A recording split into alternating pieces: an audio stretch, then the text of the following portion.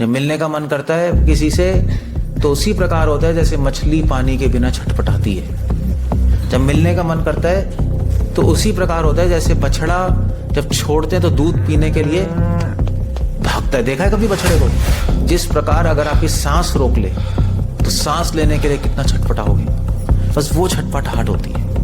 तो वो बस वो चीज मिसिंग है। जिस दिन आपको भगवान से मिलने की छटपटाहट हो जाएगी उस दिन भगवान में आपको मिलने आ जाएंगे, बस काम खत्म।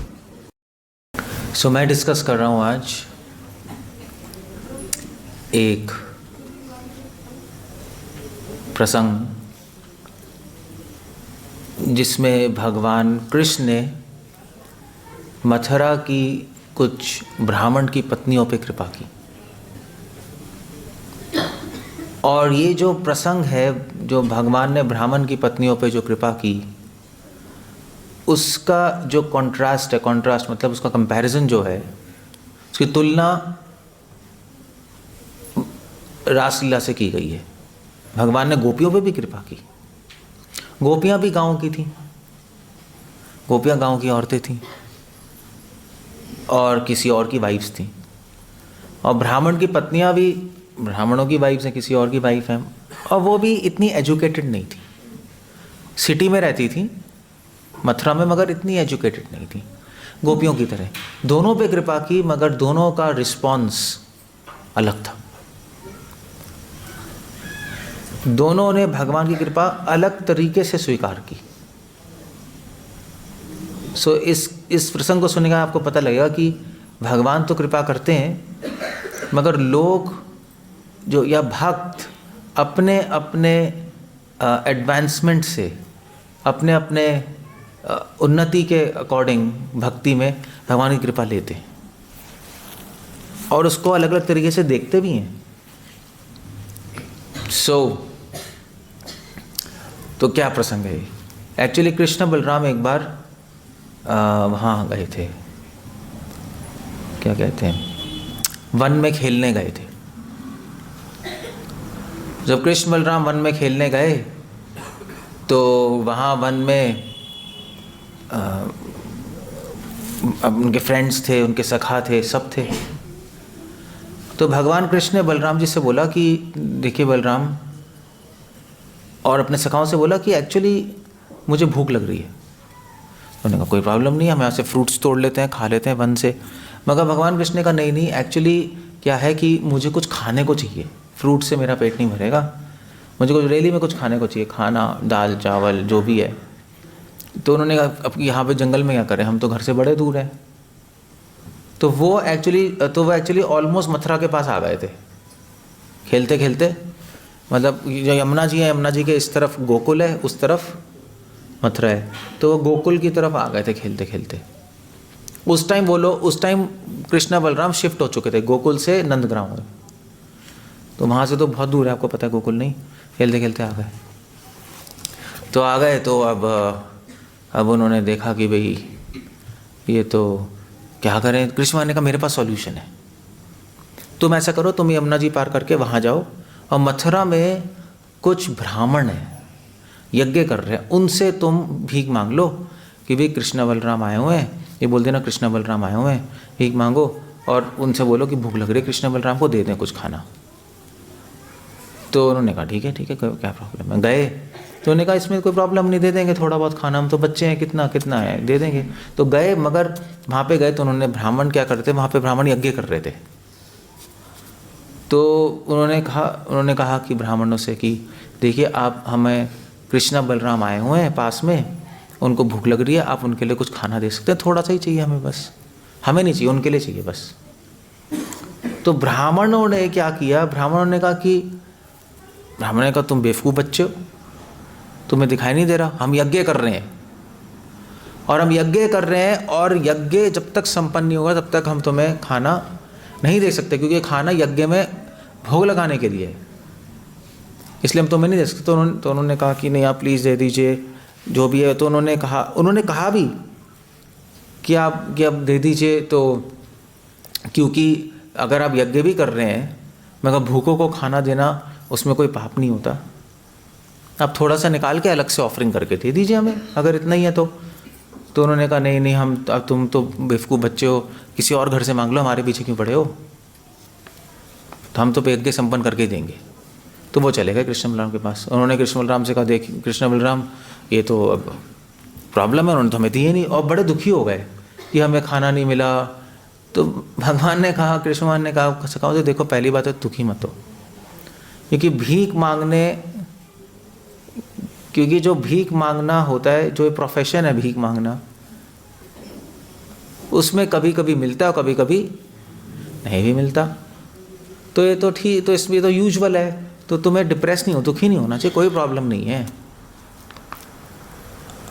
अब तुम दोबारा जाओ, उनकी पत्नियों से मांगो, शायद वो दे दें, और उन पत्नियों से ज़रूर बोलना कि कृष्ण बलराम आए हुए हैं, वो मांग रहे हैं, हमारा नाम ज़रूर लेना, और ये ज़रूर बताना कि वही कृष्ण जो नंद बाबा के पुत्र हैं, और वही बलराम जी जो रोहिणी नंदन है। तो वो गए अपना, ठीक है, वो गए। ब्राह्मण की पत्नियाँ थी वहाँ कुकिंग कर रही थी, अच्छे गहने पहने हुए थे, सुंदर थी, चूड़ियाँ पहनी थी, सिंदूर लगाया हुआ था और नेकलेस पहना हुआ था, काजल लगाया हुआ था, बहुत अच्छी तरह मतलब सुंदर थी, आभूषित थी, बैठी हुई थी और कुकिंग कर रही थी, और एक दूसरे से चर्चा भी कर रही थी। क्या चर्चा कर रही थी? कृष्ण के बारे में। तो बच्चे गए वहाँ पे, उन्होंने प्रणाम किया उनको, और उन्होंने कहा देखिए हमें कुछ खाने को भूख लग रही चाहिए। तो ब्राह्मण की पत्नियों ने कहा, उन्होंने कहा चलो छोटे बच्चे हैं, तो उन्होंने कहा हमारे अपने नीचे कृष्ण बलराम आया, उनके लिए चाहिए। वो तो पागल हो गए सुन के, क्योंकि पहले कृष्ण के बारे में बोल रही थी। तो ब्राह्मण की पत्नी ने, कृष्ण बलराम आए हुए हैं, उनके लिए तो सब हम दे देंगी, मगर हम उनसे मिलना भी चाहती हैं। सो सुखदेव गोस्वामी वहाँ पे लिख रहे हैं कि ब्राह्मण की पत्नियां जो हैं, उन्होंने, मज़े की बात है कि सुखदेव गोस्वामी ने भागवतम में ब्राह्मण की पत्नियों का जो मेकअप है और जो सुंदरता है उसको बहुत डिस्क्राइब की है। मतलब जब बच्चों ने ब्राह्मण की पत्नियों को देखा तो पूरा डिस्क्राइब कर रहे हैं कि उन्होंने सुंदर साड़ी पहनी थी, काजल लगाए थे, बिंदी थी, और मेहंदी लगाई हुई थी, एंकलेट से पूरा डिस्क्राइब कर रहे हैं। सो क्वेश्चन ये उठता है कि सुखदेव गोस्वामी जो थे, आपको पता है बहुत बड़े वैरागी थे, इतने बड़े वैरागी कि पैदा होते ही निकल गए घर से, पैदा होते ही निकल गए, और वो भी उन्होंने कपड़े भी नहीं पहने। उनके माता पिता व्यासदेव और ये लोग चिल्लाते रहे कि भी आ जाओ पुत्र आ जाओ। उन्होंने कहा भी मैं तो रुक नहीं रहा घर में, क्योंकि माया है यहाँ, और वो निकल गए यहाँ से। तो अब सुखदेव गोस्वामी इतने बड़े वैरागी, तो वो ऐसी बात क्यों कर रहे हैं? मतलब वो भी ब्राह्मण की पत्नियों के आभूषण और उनके मेकअप की क्यों बात कर रहे हैं? उनकी भक्ति की बात करनी चाहिए ना। उन्होंने ये भी बोला कि कृष्ण के भजन गा रही है, मगर ये सब डिस्क्रिप्शन क्यों है? उसका उत्तर आचार्य लिख रहे हैं क्यों है, क्योंकि एक्चुअली सुखदेव गोस्वामी जो हैं बहुत बड़े कवि भी हैं। शुक महामुनि सुना है? उनका नाम शुकदेव इसलिए है क्योंकि तोता जो होता है, ऐसा कहा जाता है जब तोता जिस फल को चोंच मारता है वो मीठा हो जाता है। तो महान कवि, महान मुनि है शुकदेव। शुकदेव तो इस तरह से भागवतम बोल रहे थे कि उनके जो गुरु हैं पिता व्यासदेव, देवर्षि नारद, आसितो देवलो, सब लोग आ गए वहाँ सुनने के लिए, शुकदेव गोस्वामी से सुनेंगे। तो सुखदेव गोस्वामी की कला ये थी, इतना रसिक कला थी भगवान के लीलाओं के बारे में बताने के लिए कि पूरा ब्रह्मांड से सारे देवी देवता सुनने आए। यार ये तो हम सुनना चाहते हैं। मतलब जैसे रामायण है, रामायण तो हम सबको पता ही है, मगर इतने सारे जो साउथ इंडिया जाओ इतने सारे कथाकार होते हैं, वो इतनी इंटरेस्टिंग वे में बोलते हैं कि सब भागे भागे जाते हैं, जबकि हमने सुनी हुई है ना। जैसे रामानंद सागर की रामायण आई थी, अच्छी थी, उसके बाद भी आई थी ना रामायण, किसने बनाई थी? या चलो तो महाभारत किसने बनाई? बी आर चोपड़ा है ना। उसके बाद भी महाभारत आई है और उसके बाद भी रामायण आई है, सबने देखी है, सबको अच्छी लगती है, इंटरेस्टिंग वे में प्रेजेंट होती है। तो सुखदेव गोस्वामी में कला है। सुखदेव गोस्वामी रसिक भक्त हैं, वैरागी हैं मगर रसिक भक्त हैं। बाहर से वैराग्य है, अंदर से रस है भगवान के लिए। तो सुखदेव गोस्वामी ने क्या किया? सुखदेव गोस्वामी ने ये नहीं बोला कि ब्राह्मण की पत्नियां बहुत बड़ी भक्त थीं, उन्होंने इनडायरेक्टली बोला कि ब्राह्मण की पत्नियों ने आभूषण पहन रखे थे, सुंदर थीं। तो सुखदेव गोस्वामी ने क्या कहा? सुखदेव गोस्वामी ने बोला कि उन्होंने अपनी आंखों में काजल लगाए थे। अब अगर आप ध्यान से पढ़ोगे, आचार्य जो लिख रहे हैं, सुखदेव गोस्वामी को क्या इंटरेस्ट है किसी की आंखों में काजल लगे? नहीं, संतों को क्या मतलब है उससे? मगर सुखदेव गोस्वामी कह रहे हैं उन्होंने काजल को क्या बोलते हैं? अंजन बोलते हैं। उन्होंने प्रेम के अंजन लगाए हुए थे। बोल रहे हैं उन्होंने अंजन लगाए थे, मगर अपने मन में क्या सोच रहे हैं? किसके अंजन है? प्रेम के अंजन। तो सुखदेव गोस्वामी ने इस तरह से कविता के रूप में ब्राह्मण की पत्नियों की भक्ति दिखाई है। प्रेम के अंजन लगाए, उन्होंने सिंदूर लगाया है। ओके, क्या किसका सिंदूर है? क्या कहते हैं?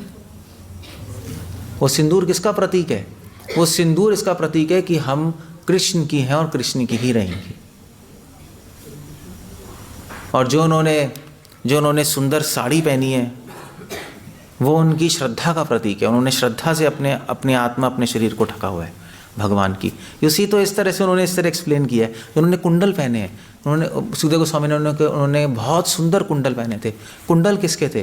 कुंडल थे भगवान के गुणगान के। सो कभी कभी आप तो आपने सुना है, जैसे हिंदी में क्या कहते हैं? मुहावरा कहते हैं। अब जैसे वो कहते हैं सिमिली मेटाफर को क्या कहते हैं? हमको मुहावरा कहते हैं ना, कि जैसे मान लीजिए कोई व्यक्ति हो तो उसको क्या बोलेंगे? जैसे कोई व्यक्ति बहुत स्ट्रांग हो, उसको क्या बोलते हैं? उसको क्या बोलेंगे? जैसे आपके पंजाब में कहते हैं ना। ऐसे मैं ट्रेन में था ना, ट्रेन में एक लड़की थी, बैठी हुई थी वहाँ पे। तो बैठी थी तो किसी ने सीट मांगी तो हटी नहीं, वो मैं नहीं हट रही, सीट उसकी थी। तो उसने कहा मैडम जी आप मतलब सीट हमारी है। तो कहती है उठा के दिखा दे उसको। कहता है ये क्या है? तो कहता है भैया टिकट है मैडम जी, हमारी सीट है। तो कहती है ध्यान से, मैं पंजाब की शेरनी हूँ। साइड में जाके बैठ गया वो। तो अब वो शेरनी तो नहीं है ना वो, मगर अपने वो कंपेयर किया उसने, नहीं। तो ऐसे ही सुखदेव गोस्वामी ने उन ब्राह्मणों की पत्नी की सुंदरता को डिस्क्राइब करके उसको उनकी भक्ति से कंपेयर किया है। यू सी द पॉइंट है। तो उनके कुंडलों की जब उनके कुंडलों की प्रशंसा कर रहे हैं तो कह रहे हैं कि उन्होंने कृष्ण के गुणगान अपने कानों पे पहने हुए हैं, सुंदर। वो कुंडल उसके प्रतीक है, काजल उनके प्रेम का प्रतीक है। जो उन्होंने नथनी पहनी है, नथ उनकी श्रद्धा का प्रतीक है, रुचि निष्ठा का प्रतीक है भगवान कृष्ण के लिए। इसलिए इनफैक्ट जब गोपियाँ जब अपना श्रृंगार करती हैं वृंदावन में, करती तो है ही श्रृंगार, नहीं, राधा रानी श्रृंगार करती हैं, गोपियाँ राधा रानी का श्रृंगार करती हैं। इनफैक्ट साउथ इंडिया में एक बहुत बड़ी भक्त हुई हैं विष्णु के, आंडाल एक बहुत बड़ी भक्त थी। वो पूरे दिन 4 घंटे अपना श्रृंगार करती थी शीशे के सामने। उनके पिताजी ने कहा इसकी पागल हो गई है, 4 घंटे कौन श्रृंगार करता है, और अपने आप को देखती रहती थी ऐसे ऐसे।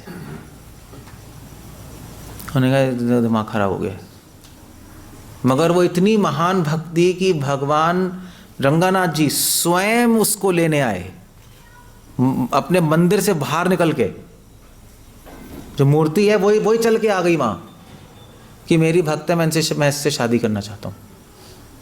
और उनको लेके गए अपने मंदिर में। वो तो सब देखते रह गए मूर्ति कैसे चल रही है। लेके गए, दरवाज़ा बंद हुआ, जब खोला तो गायब, भगवान ले गए वैकुंठ। इतनी बड़ी भक्त। तो फिर तो उनके पिताजी थे विष्णु चित्ता, तो उन्होंने सोचा कि यार ये, तब उनको समझ आया 4 घंटे शीशे के सामने क्या कर रही थी। 4 घंटे क्या कर रही थी? अपना मेकअप, हाँ, वो उसकी भक्ति थी। क्या कर रही थी वो अपना मेकअप नहीं कर रही थी। वो जब अपना श्रृंगार कर रही थी, उस श्रृंगार में वो भगवान को देख रही थी। जब वो कुंडल पहन रही थी तो उसको लग रहा था कि मैं भगवान के सुंदर गुण अपने कानों में लगा रही हूँ। जब मैं कह रहा था, जब वो नथ पहनती थी तो उसको लगता था कि ये निष्ठा है भगवान कृष्ण की। प्रतीक होते हैं ना, प्रतीक होते हैं नहीं, सिंबल्स नहीं होते। जब वो लिपस्टिक लगाती थी तो उसको लगता था कि ये भगवान का माधुर्य है। सो ऐसा भी होता है, इसको भी भक्ति कहते हैं। नहीं, मगर ये भक्ति वही लोग कर सकते हैं, गोपियाँ, ब्राह्मण की पत्नियाँ, अंडाल इतने अगर हम करने लगेंगे हम तो फंसी जाएंगे, अपने में ही घुस जाएंगे हम तो, हमारे अलाउड नहीं है। But they were doing that. इसलिए भगवान उनकी भक्ति उस तरह स्वीकार कर रहे थे। तो सुखदेव गोस्वामी उसी स्टाइल में ब्राह्मण की पत्नियों का मेकअप और उनकी सुंदरता को डिस्क्राइब कर रहे हैं। उन्होंने, इट्स अ वेरी नाइस। आप पढ़ोगे तो आपको अब पढ़ोगे तो समझ आएगा, वैसे समझ नहीं आएगा वो क्या कर रहे हैं। तो ब्राह्मण की पत्नियों ने घुंघरू पहने थे। वो घुंघरू किसके प्रतीक हैं? जब ब्राह्मण की पत्नियां अपना घुंघरू पहनती थी तो उनको क्या स्मरण आता था? उनको स्मरण आता था, तो घुंघरू क्या होते? चंचल होते ना, तो उनको कृष्ण की चंचलता का स्मरण आता था। यू सी, भक्ति मतलब उन्होंने सब कुछ कनेक्ट कर लिया कृष्ण से। गोपियाँ भी ऐसी हैं, जब वो अपने हाथों में मेहंदी लगाती थी तो उनको क्या स्मरण आता था? उनको स्मरण आता था कि जैसे कहते हैं ना कि भक्ति का रंग चढ़ गया। जब मेहंदी लगाती थी तो उनको भगवान की सेवा, भगवान की भक्ति स्मरण आती थी। तो उस तरह से वो हर क्षण भगवान का स्मरण करती थी। बेसिकली सुखदेव गोस्वामी ने उनके आभूषण की प्रशंसा करके, उनके सुंदर मेकअप की प्रशंसा करके ये हमें बताना चाहा है कि वो हर क्षण भगवान की भक्ति कर रही थी। ऑफिशियल भक्ति नहीं थी उनकी। एक होती है ऑफिशियल भक्ति और एक होती है स्वाभाविक भक्ति। सुना है? ये दो होती हैं। ऑफिशियल भक्ति होती है कि हाँ भाई आप मंदिर आए हो, आप जप कर रहे हो, ज़रूरी है करना, नहीं, आप आरती कर रहे हो, ये ऑफिशियल भक्ति है। स्वाभाविक भक्ति क्या होती है? जैसे मीरा भाई, क्या है ये डीजे क्या बज रहा है यहाँ पर? ये ट्यून चेंज कर लो प्लीज़ आप, वरना माइंड भी ऐसी हो जाएगा, टें टें टें टें टें, वो वैसे ही बन जाएगा वो। कोई मुरली लगा लो ट्यून में, कुछ कृष्ण का स्मरण तो आएगा। मैं क्या कह रहा था? सारा मूड चेंज हो गया यार। तो क्या कह रहा था मैं?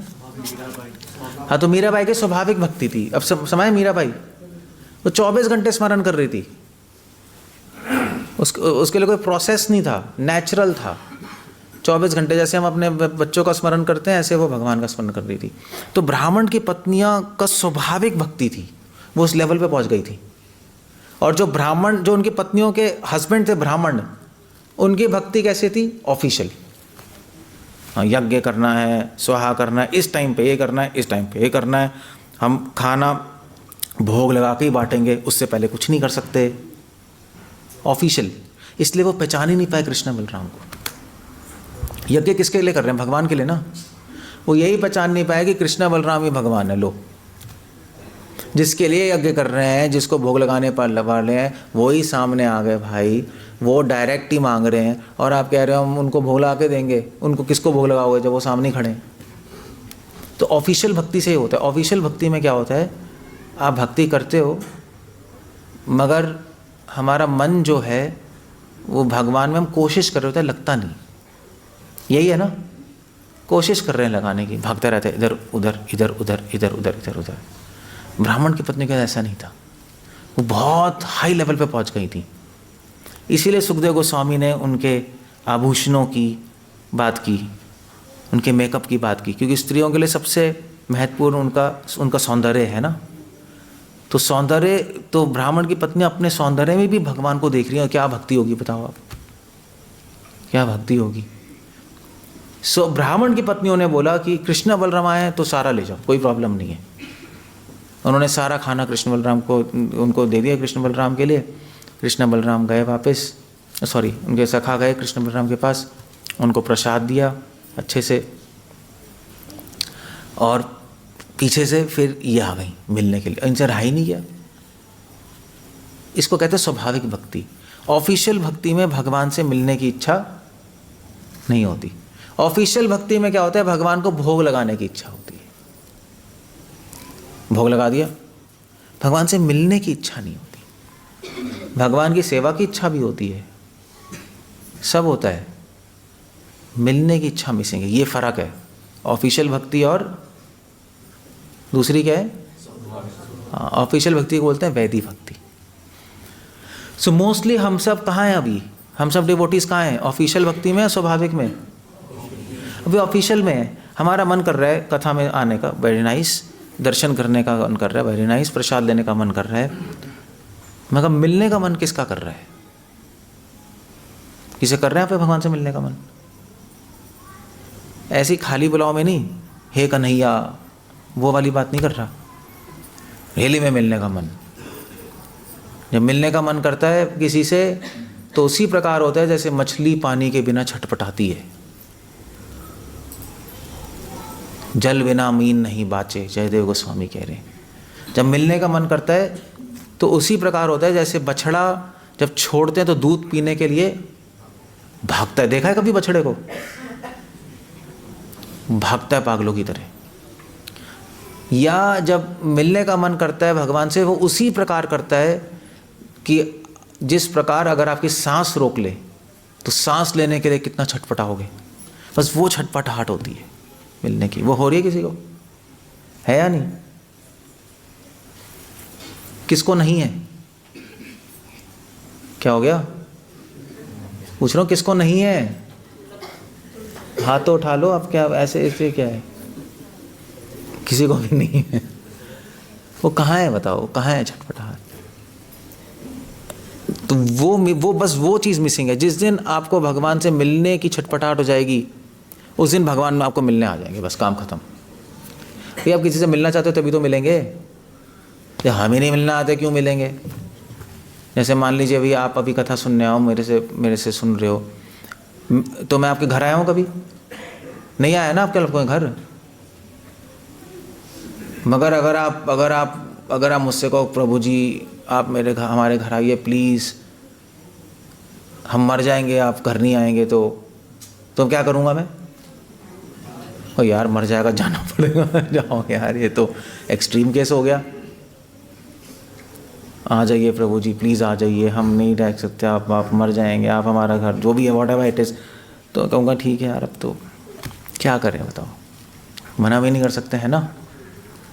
तो अगर हम मिलना चाहेंगे तो भगवान मिलेंगे, क्योंकि हम अभी मिलना नहीं चाहते तो भगवान भी नहीं आ रहे। बस एज सिंपल एज दैट। कोई इसमें कोई रॉकेट साइंस तो नहीं है। तो ऑफिशियल भक्ति करते करते हम कहाँ पहुँच जाते हैं। अगर आप ऑफिशियल भक्ति अभी करते रहोगे भक्तों के साथ तो धीरे धीरे किस में प्रवेश कर जाओगे, स्वाभाविक में कर जाओगे। हमें कैसे पता लगेगा हम स्वाभाविक भक्ति में आ गए, कैसे पता लगेगा। भगवान से मिलने की इच्छा नहीं है। हाँ तड़प, हाँ तड़प तो मूवी भी थी ना, तड़प, वो आ जाएगी। ऐसे प्रेमी प्रेमिका के लिए मरता है, उसको कहते हैं प्रेम। वो मिलने की तड़प आ जाएगी। इसका मतलब अब सही, अब ठीक, अब रिजल्ट आ रहा है। वो साधु संग से और अपना ऑफिशियल भक्ति करते करते आ जाएगी। और वो तब आएगी जब आप वो चाहोगे, जब चाहोगे कि मैं चाहता हूँ कि मेरे में भी तड़प आए भगवान को प्राप्त करने की, जैसे ब्राह्मण की पत्नियों को है, गोपियों को है। बार बार सुनते रहोगे तो आपके माइंड में भी अरे यार मैं भी चाहता हूँ, तो आ जाएगी, बस दैट्स ऑल। तो ये था ब्राह्मण और ब्राह्मण की पत्नियों में अंतर है बहुत बड़ा। ब्राह्मण ऑफिशियल भक्ति था, ब्राह्मणों की पत्नी स्वाभाविक थी। इसलिए ब्राह्मण जो थे वो रूल्स तोड़ नहीं पाए। रूल है ना, यज्ञ से पहले थोड़े ना बांट देते हैं किसी को। यज्ञ के लिए खाना बनाए, पहले यज्ञ में अर्पण होगा तब मिलेगा, रूल है। ब्राह्मण की पत्नियों ने रूल तोड़ दिया। उन्होंने कहा यज्ञ वज्ञ भाड़ में जाए, कृष्ण आ गए तो कृष्ण को हम देंगे, चाहे हमें अपराध भी लग गया। इसलिए स्वाभाविक भक्ति में भक्त सारे नियमों को पार कर जाता है। अगर ज़रूरत पड़े तो तोड़ देता है, तोड़ देगा वो। जैसे शबरी ने बेर खिलाए राम को, खिलाए थे, कैसे खिलाए थे। हाँ, भगवान को झूठा करके खिलाते हैं। बताना, आप लोग भोग लगाओगे यहाँ पर, बताओ कोई लगा सकता है ऐसे? खा खू के आधा भगवान को दे दिया वो तो हम सोच भी नहीं सकते, हम तो नर्क में हम तो ये क्या है, ये कभी हो ही नहीं सकता है। शबरी ने कर दिया और राम भगवान खुश भी थे, क्योंकि राम भगवान ने देखा कि इसकी भक्ति स्वाभाविक है, ऑफिशियल नहीं है, इसकी भक्ति हृदय से आ रही है। राम भगवान ने स्वीकार कर लिया। राम भगवान ने सुदामा के कच्चे चावल भी स्वीकार किए, विदुर जी के कच्चे केले के छिलके भी स्वीकार किए। अब कुछ लोग कहते हैं देखो अभी विदुर जी के छिलके स्वीकार किए, सुदामा के चावल स्वीकार किए, तो हम भी जो भी भाव से लगाएंगे वो भगवान स्वीकार, ऐसा कहते नहीं कहते हैं? कृष्ण तो भाव के भूखे हैं, मगर वो हम कह नहीं सकते। क्यों नहीं कह सकते?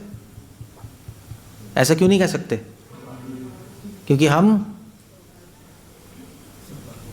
हम अभी स्वाभाविक भक्ति में नहीं है। वो जो स्वाभाविक भक्ति में, वो कह सकते हैं ऐसा। हमारे में है ही नहीं भगवान को प्राप्त करने की तड़प।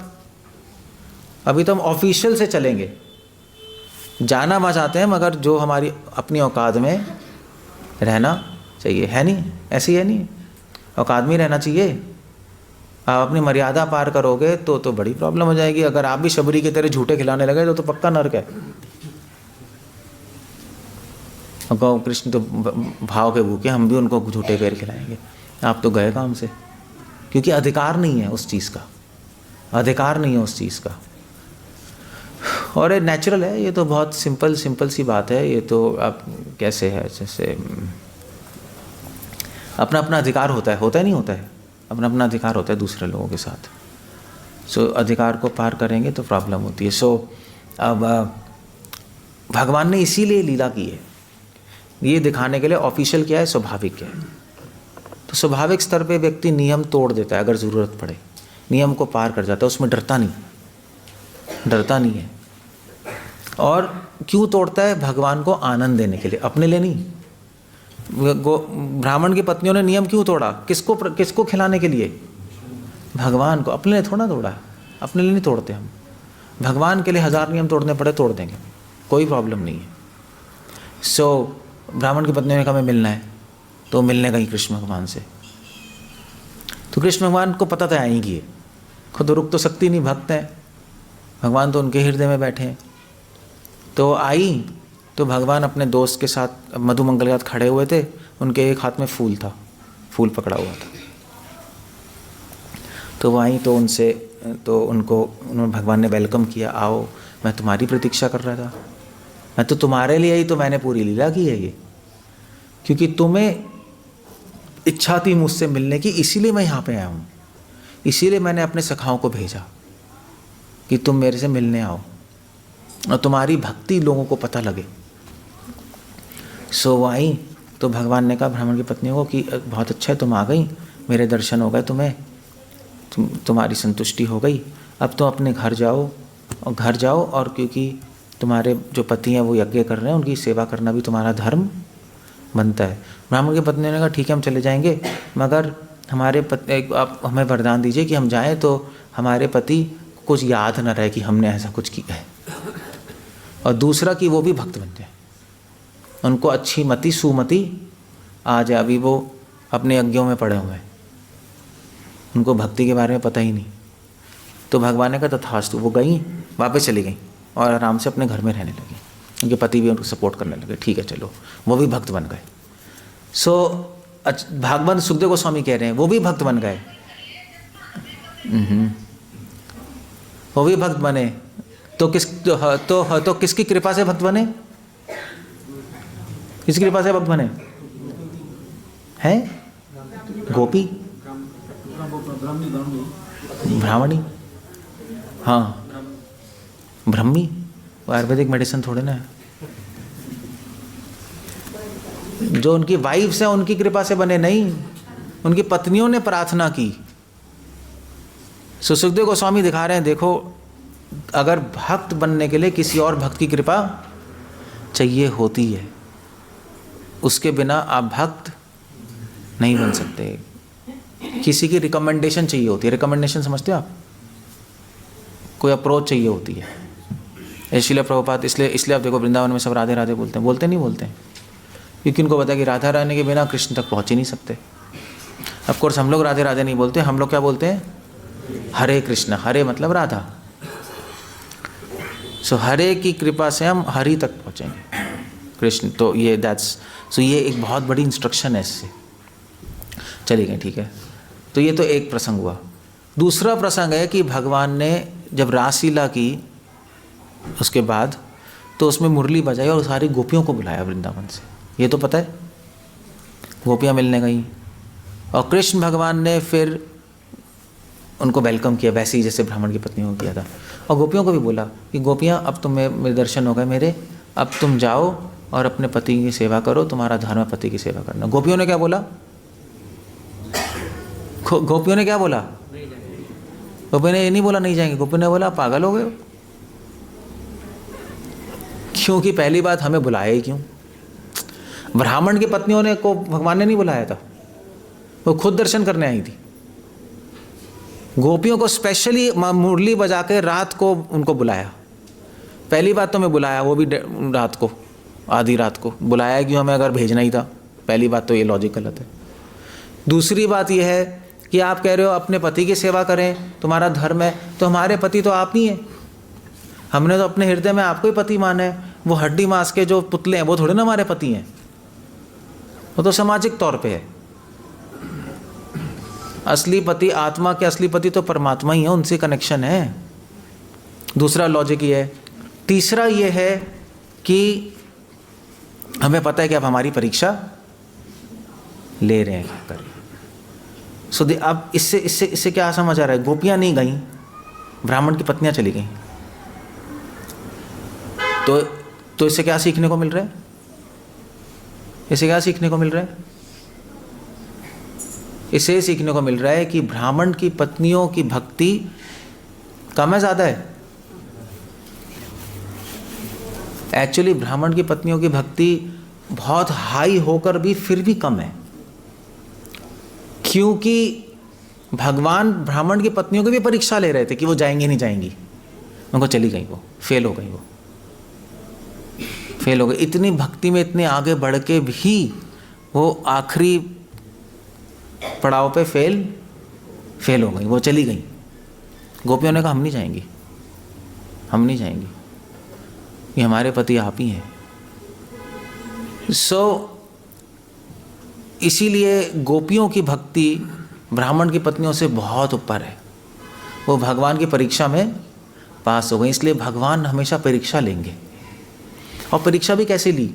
भगवान ने उनको धर्म बताया है ना। गोपियों ने कहा धर्म साइड में जाए, धर्म बड़ा है, भक्ति बड़ी है। भक्ति बड़ी है, धर्म तो छोटा है। ब्राह्मण की पत्नियों ने धर्म को चुन लिया भक्ति के ऊपर। हाँ, पति का सेवा करना धर्म है, हम जा रही हैं। उनको ये नहीं पता था, उनको नहीं सोचा कि पतियों की सेवा करना तो धर्म है, मगर धर्म से ऊपर भी एक चीज़ है प्रेम और भक्ति, भगवान की सेवा करना। वो भगवान की सेवा छोड़ के पतियों के पास चली गई। भगवान ने बहुत बड़ा उपदेश दिया। इसलिए जब हमारी भक्ति बहुत आगे बढ़ जाती है तो व्यक्ति सिर्फ संसार की मर्यादाओं से नहीं, धर्म से भी ऊपर उठ जाता है।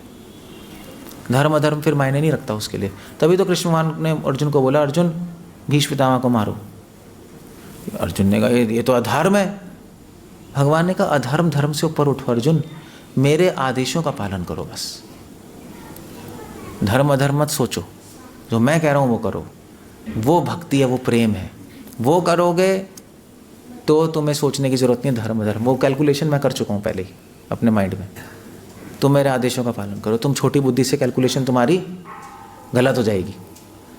ऐसे ही संसार में भी ऐसे ही है। संसार में हम भी धर्म सोचते रहते हैं, धर्म क्या है, अधर्म क्या है, सही क्या है, गलत क्या है। कृष्ण कह रहे हैं छोड़ दो सही गलत, जो मैं कह रहा हूँ वो करो, वो हमेशा के लिए सही हो रहेगा। तो तुम सोच रहे हो सही गलत, वो आज सही है कल गलत हो जाएगा। आज गलत है कल सही हो जाएगा, उसमें मत पड़ो।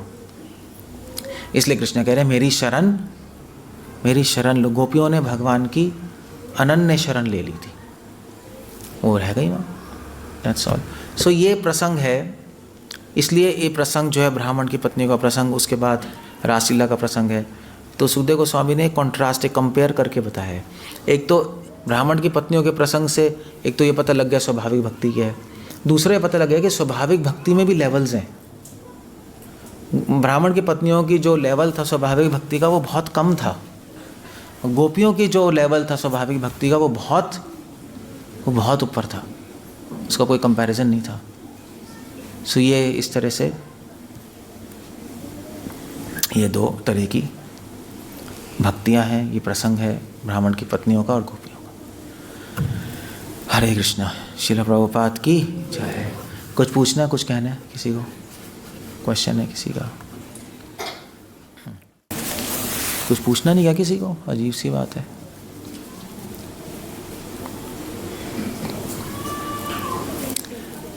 ठीक है, ओके। हरे कृष्णा। श्रील प्रभुपाद की जय।